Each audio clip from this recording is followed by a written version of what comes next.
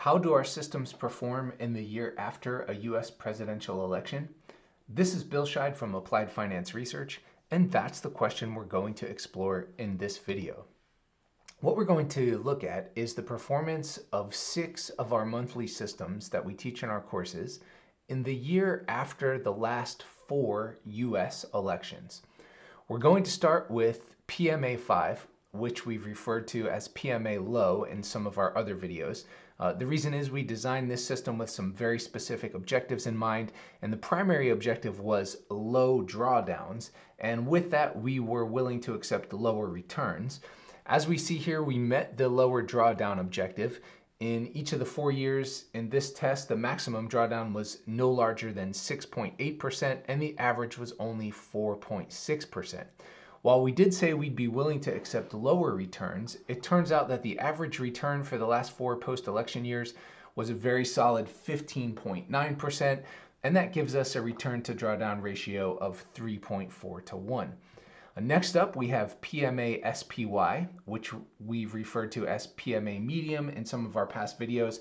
The objective of this system was a medium-sized drawdown with medium-sized returns, but we see that actually the drawdowns for this system over the last 4 post-election years average out to be only minus 5.1%, while the average return is 26.2%. So very nice looking numbers there, and that gives us a return to drawdown ratio of 5.2. Our third PMA system, PMA stands for Portfolio Moving Average, by the way, is PMA SSO. In the past, we've referred to this as PMA High since the objectives of this system when we built it were higher returns and we were willing to accept higher drawdowns. What's interesting here is that in the last 4 post-election years, the highest maximum drawdown was only 14%. Now, keep in mind that the maximum drawdown of the S&P 500 since 2009 was 33.7%. So we're at less than half the maximum drawdown of the S&P, but look at those returns. 45.5%, 70.5%, 44.4%, and 60.6%. That gives us an average post-election year return of 55.3% and an average maximum drawdown of minus 10.2%. Really nice looking numbers there. The next system up is BMR 21, one of our momentum-based systems with an average post-election year return of 20.8% on a maximum drawdown of minus 11.6%. Next up, we're looking at our first of 2 hybrid systems. And one thing I want to point out here is that for this system, we have included our volatility stops and short positions, which we know from our research enhances system returns and reduces drawdowns. The systems we looked at so far did not include the volatility stops and short positions, so the numbers for those systems are understated in that regard, and especially for BMR 21.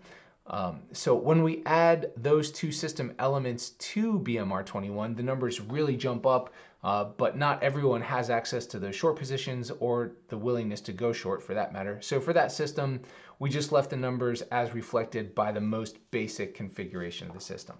Now, for the hybrid system here, we have an average return of 22.6 on a very small average maximum drawdown of only minus 3.7%.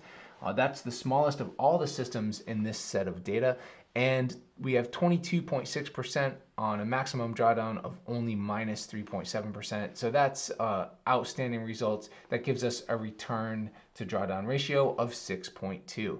And last but certainly not least, we have our second hybrid system, and what really jumps out to me is the 2017 return to drawdown ratio of 126.3. Unbelievable, really. The system accomplished that by returning 30.3% with a maximum drawdown of only minus 0.2%.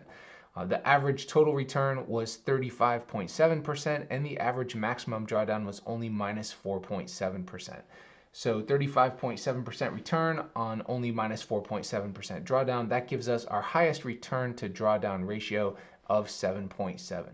Now, what will happen in 2025? No one knows, but what I find very interesting here is that none of these systems had a losing year in any of the 4 post-election years that we covered in this research. So let's intend the trend continues and these outstanding numbers repeat themselves in 2025. If you'd like more information on any of these systems, please check out our course descriptions at appliedfinanceresearch.com. This is Bill Scheid from Applied Finance Research. Thank you very much for watching, and happy investing.